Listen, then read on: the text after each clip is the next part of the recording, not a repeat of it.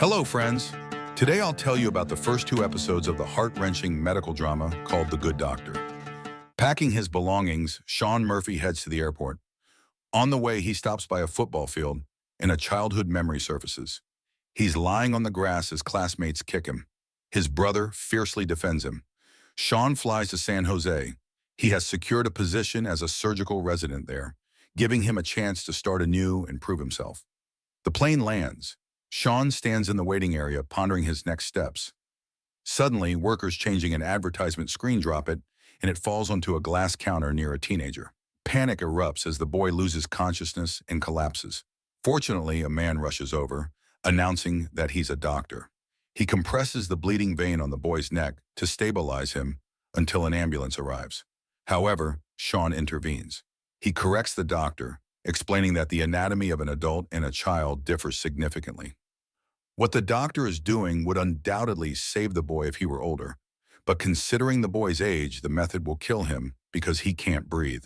The doctor adjusts the compression slightly higher as Shaun suggests, and the boy takes a deep breath. Meanwhile, an emergency meeting takes place at the hospital, initiated by Marcus, the head of the surgical department. Shaun is heading to this department for work, but Marcus is adamantly opposed. He's learned that the young doctor has autism.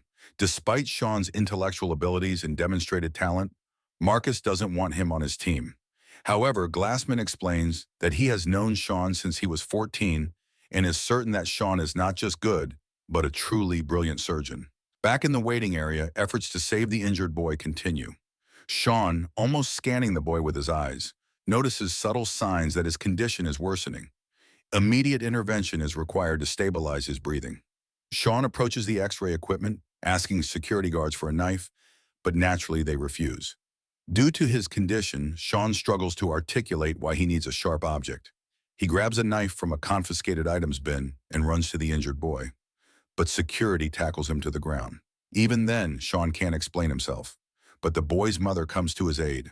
Using a plastic tube, a bottle of whiskey, and items from a souvenir shop, Shaun constructs a makeshift valve, makes an incision near the boy's lung, and restores his breathing. The doctor observing Shaun's actions is impressed. The hospital's chief of staff tries to reach Shaun by phone. Meanwhile, Shaun is in the ambulance with the injured boy. The patient is being transported to San Jose St. Bonaventure Hospital, the very place Shaun is expected to start working.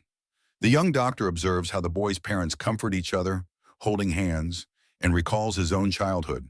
His father yelling at him and hitting him for being different, while his mother and brother tried to protect him. Shaun is pulled out of his memories by the boy's changing ECG. Shaun insists something is wrong, but the paramedic dismisses him, refusing to listen to the strange young man. At the hospital, another patient is undergoing surgery. Dr. Brown is sent to attend to the injured boy. She gives her first orders when Shaun runs up, insisting that an echocardiogram is necessary. The doctor ignores him and heads to the ICU without paying him any attention. Shaun tries to follow her, but is stopped by security and thrown out of the hospital. In the ICU, everyone is impressed by the makeshift valve, but they don't plan to perform the echocardiogram Shaun recommended. Shaun, still looking for a way into the clinic, learns about a meeting in the chief of staff's office. There, Marcus rants about how Dr. Shaun Murphy cannot work with patients due to his diagnosis. Moreover, the new doctor didn't even attend the interview. Meanwhile, in the ICU, doctors are performing surgery to save the boy. At some point, his pulse changes, his blood pressure drops, and the doctors realize they need to do an echocardiogram, just as Shaun had suggested. Dr. Brown and Dr. Melendez are tasked with performing the procedure. Dr. Brown decides to find Shaun to clarify why he insisted on this test. She learns from him that he noticed signs on the monitor that the other doctors may have missed. However, at that moment, test results arrive, showing everything is normal. Dr. Melendez, annoyed at wasting time on the weird guy, leaves, convinced Shaun was wrong. However, Dr. Brown takes Shaun to the department, where he is allowed to observe the echocardiogram monitor through a window. Shaun notices an anomaly that the other doctors missed. Back in the chief of staff's office, the discussion about Shaun's future continues. The board votes against hiring him, but then the secretary bursts in, announcing that a video of Shaun providing first aid to the boy at the airport has gone viral. This leaves a strong impression on many in the room. During the surgery to save the boy, the doctors discover a shard causing the irregular heartbeat, proving Shaun was right. After the successful operation, Dr. Glassman takes Shaun to the cafeteria, leaving him to eat while he goes to discuss with the medical team whether they are ready to hire Shaun. Most doctors remain skeptical, unwilling to take responsibility for working with someone on the autism spectrum. Shaun stays in the cafeteria where Dr. Brown joins him at the table. She tries to start a conversation, but it doesn't go well.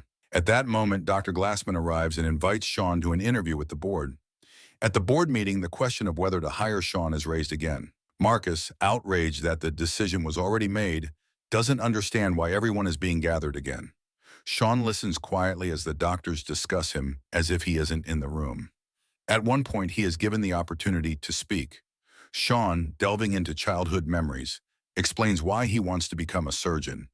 He recalls watching his father strike their rabbit so hard it died. Later, he lost his brother, who had been his best friend. His brother died falling from an old train car when they were playing in the depot with other kids. Shaun says he wants to give people the chance at life that he couldn't give his loved ones.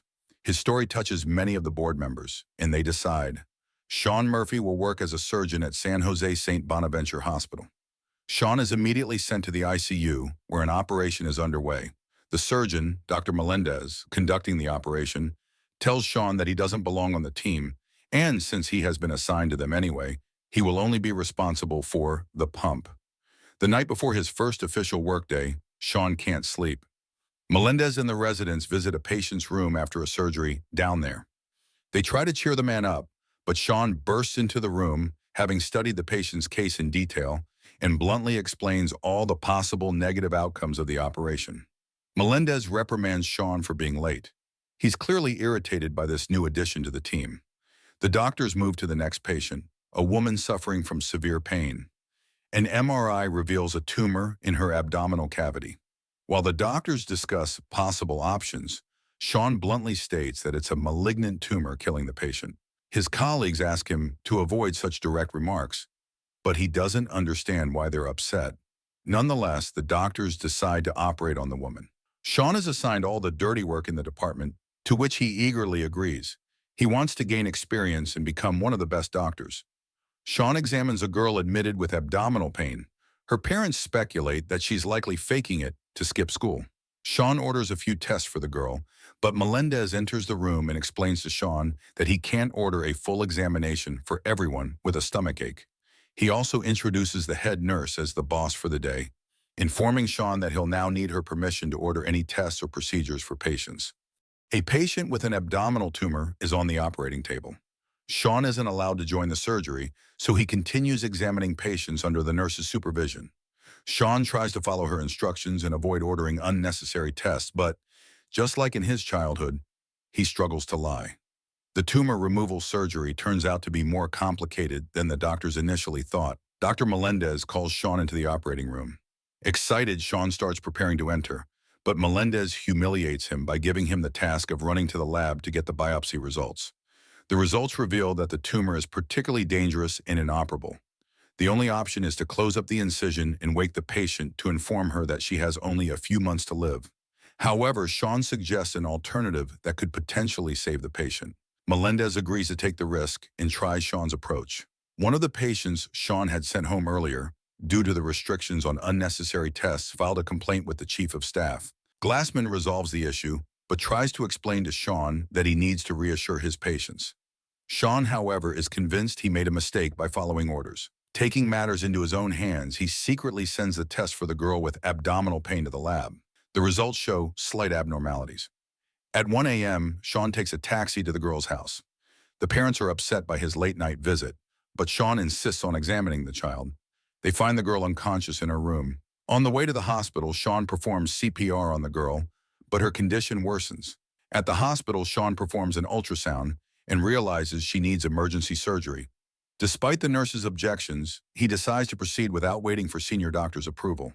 Just as everything is ready, Melendez enters the operating room. He not only takes over the surgery, but also claims that another doctor's idea saved the patient with the tumor, dismissing Shaun's contribution. Melendez expels Shaun from the operating room, but Marcus intervenes in Shaun's defense. Marcus has ulterior motives. He wants Shaun to fail so that he'll leave the hospital along with Glassman. Later, Shaun watches the girl's grateful parents from a distance. Hesitant, he steps into the hospital room, where the family thanks him for saving their child. That night, Shaun Murphy falls asleep holding his plastic scalpel in his hand. Friends, what do you think about this show? Let us know in the comments, and please don't forget to support us with a like and subscribe.